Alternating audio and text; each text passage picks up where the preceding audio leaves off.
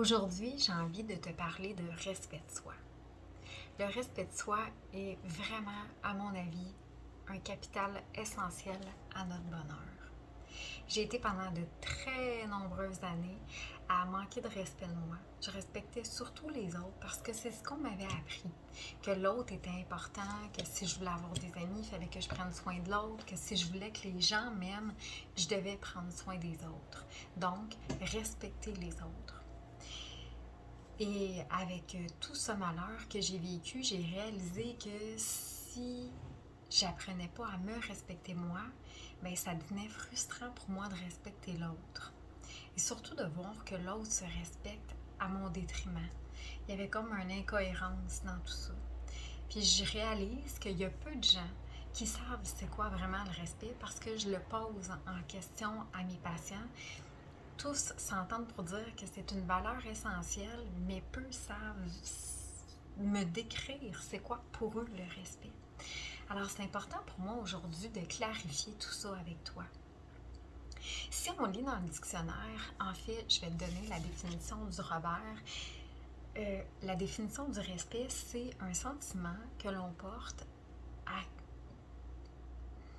Je recommence. Mais en me respectant, puis en comprenant que je ne suis pas parfaite. La définition du Robert sur le respect. Sentiment qui porte à accorder à quelqu'un de la considération en raison de la valeur qu'on lui reconnaît. Quand j'ai lu ça, j'ai compris, ok, ouais, la considération, ok, ouais, sauf que si je la considère pas, l'autre, il se passe quoi? Ça m'a un petit peu mêlée. Puis j'ai décidé d'observer, d'étudier vraiment longtemps le sujet pour en venir à la conclusion simple et efficace, parce que si tu me connais, tu le sais que je suis amoureuse de la simplicité. La conclusion de, en fait, je vais traiter l'autre exactement comme j'aimerais qu'il me traite. Ça veut aussi dire que même si l'autre me manque de respect, je vais le traiter comme j'aimerais être traitée selon la situation. Pourquoi? Pour être fière de moi, pour être ce que j'appelle irréprochable, pour me sentir bien, pour arriver à me regarder dans le miroir et dire, ben tu sais, moi là, je considère que je suis une bonne personne puis je suis fière de moi. Puis j'ai respecté l'autre du mieux que je pouvais selon la situation qui s'est passée. Et je me plais à dire que si déjà en partant, même si ma définition n'est pas bonne, si en partant, tout le monde traitait son prochain, traitait l'humain, la nature, la planète, les animaux, tels qu'ils aimeraient être respectés, wow, on est ailleurs, là. Je trouve que c'est hot. Si ça te convient pas, arrête la vidéo tout de suite. On parlera pas le même langage, puis tu seras pas confortable dans ça, puis c'est super correct. Je suis bien à l'aise avec ça. Mais si ça te fait vibrer quelque chose, ben écoute ce que j'ai à dire. En fait, si je traite les autres comme j'aimerais être traitée, c'est pour moi le respect. Ce qui veut donc dire que le respect de soi, c'est se traiter soi exactement comme on voudrait que l'autre nous traite. Ouais, c'est pas évident. Comment je veux qu'il me traite l'autre? Ça prend une petite réflexion. Puis, je me suis rendu compte avec les années que plus rapidement l'humain, par protection, se rappelait du négatif. Fait que s'il se rappelle de tout ce qui s'est passé de négatif, ben, il se sent protégé. Il sent qu'il y a une longueur d'avance, puis qu'il est à l'affût de ce qui pourrait peut-être se passer. Fait que allons-y comme ça. Observe rapidement, c'est quoi les manques de respect que tu vis, toi, le plus souvent, le plus souvent possible.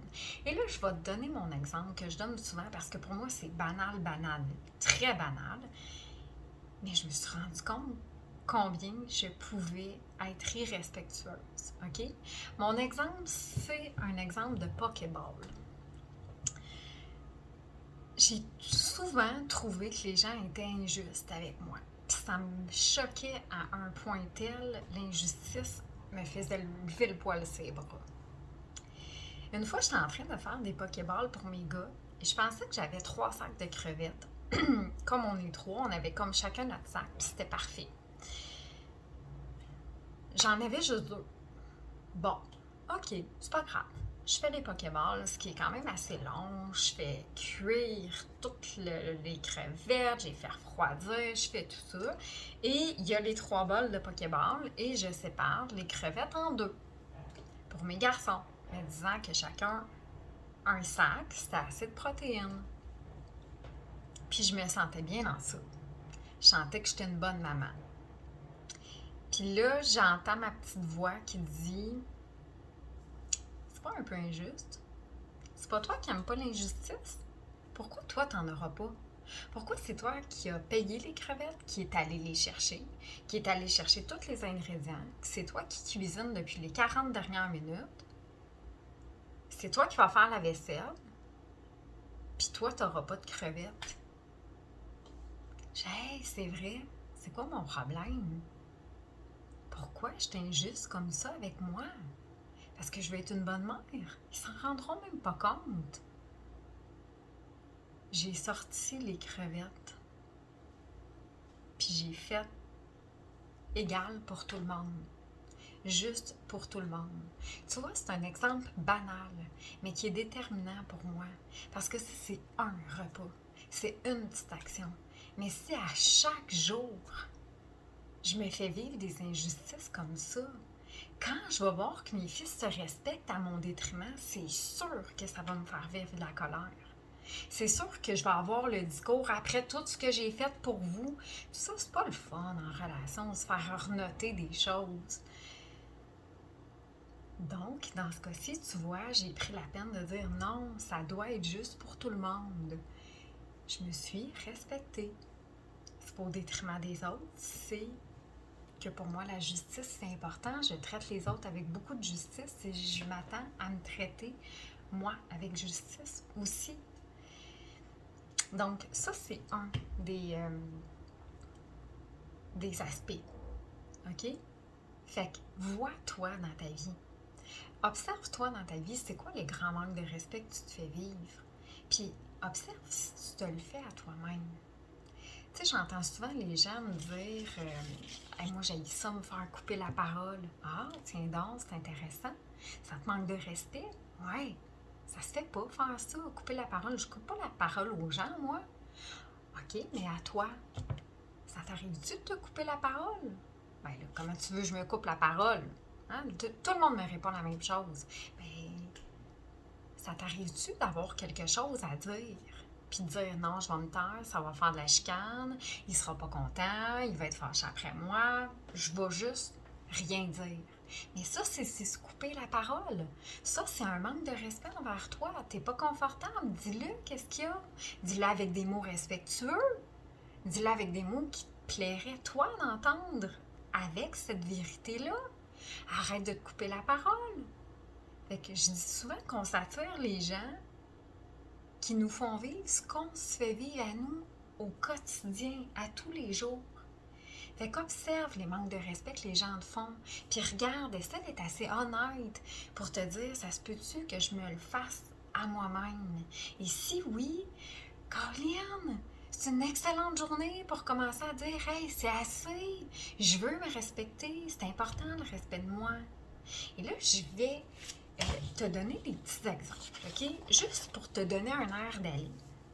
Moi, je vais te donner 3 des respects que je trouvais que les gens me manquaient. 3 des manques de respect. Ne pas m'écouter. Fait que souvent, je me disais, voyons, m'écoute pas. Je viens de dire que je suis pas d'accord, puis il le fait quand même. Ne pas m'écouter. Ça se peut-tu que je m'écoute, toi?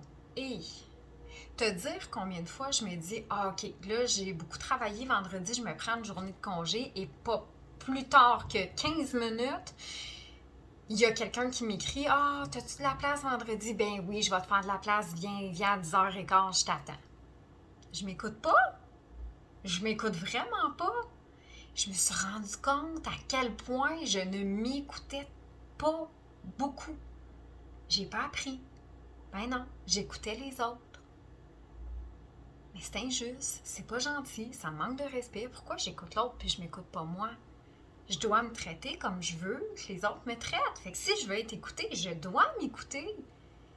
C'est primordial. Me juger. Je trouvais que les gens me jugeaient sévèrement. Je me sentais souvent jugée. Colin, je pense que tout y a passé. J'ai été pendant des années à dire que moi, ce que j'avais de plus beau, c'était mes coudes. C'est tellement pas fin. Hey, rien, là. Rien. Rien de beau.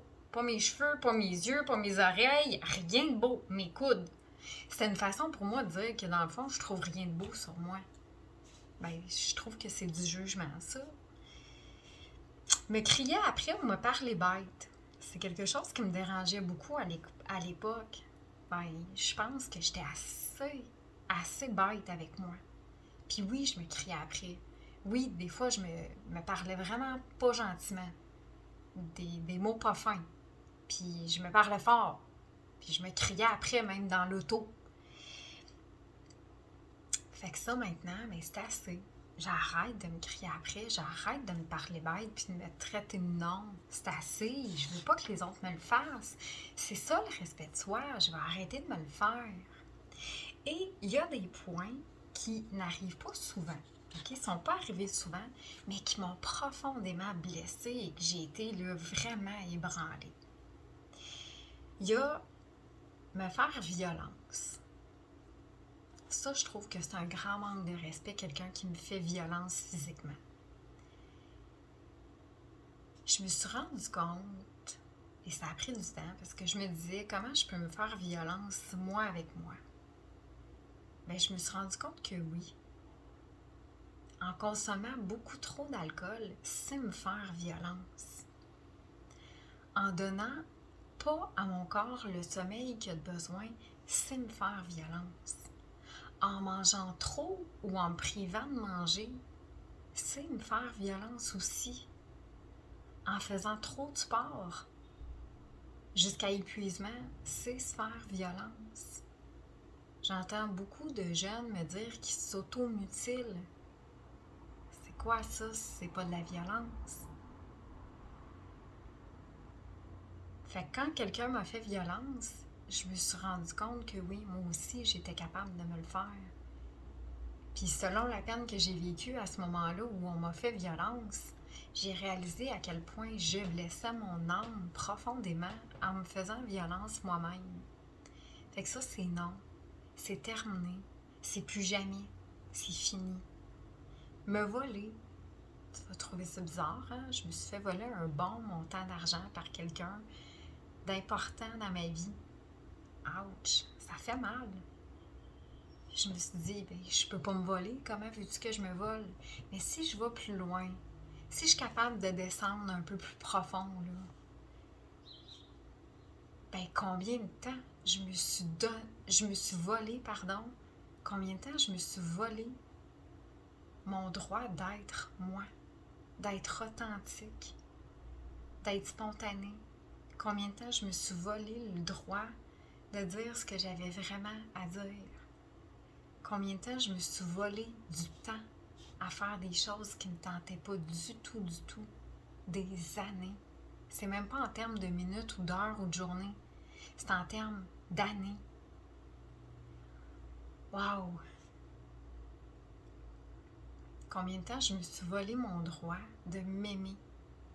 Pour moi, je trouvais ça prétentieux, même égocentrique. Colin, pourquoi je veux que les autres m'aiment? Si moi, c'est égoïste de m'aimer. Mais je me suis volé ce droit-là. Puis c'est un droit essentiel.